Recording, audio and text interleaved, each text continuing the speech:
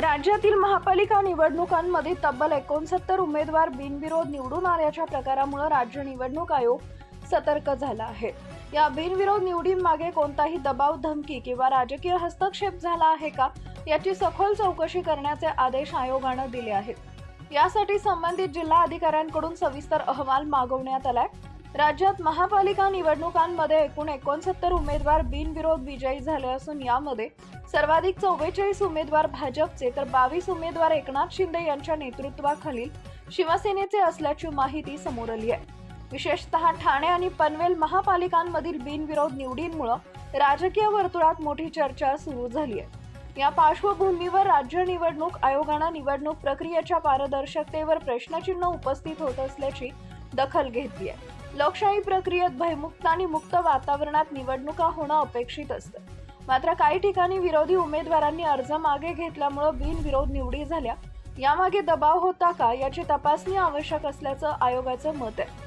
निवडणूक आयोगाने दिलेल्या आदेशानुसार प्रत्येक बिनविरोध निवड झालेल्या प्रभागाचा स्वतंत्र अहवाल सादर करावा लागणार आहे। उमेदवारांनी अर्ज केव्हा आणि कोणत्या कारणामुळे मागे घेतलं, त्यांना कोणाकडून दबाव, धमकी किंवा प्रलोभन देण्यात आले होते का याची माहिती अहवालात नमूद करावी लागणार आहे।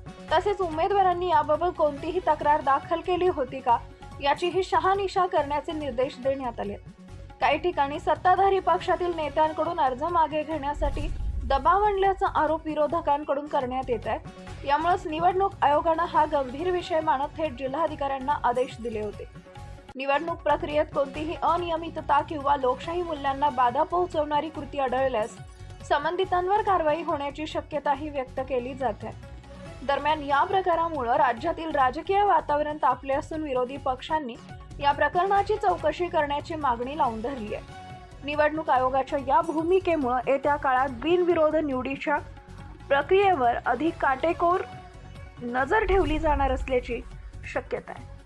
नवनवीन बातम्या पाहण्यासाठी आजच विदर्भ दूत न्यूज चॅनलला सबस्क्राईब करा आणि बेल आयकॉनला सुद्धा क्लिक करा।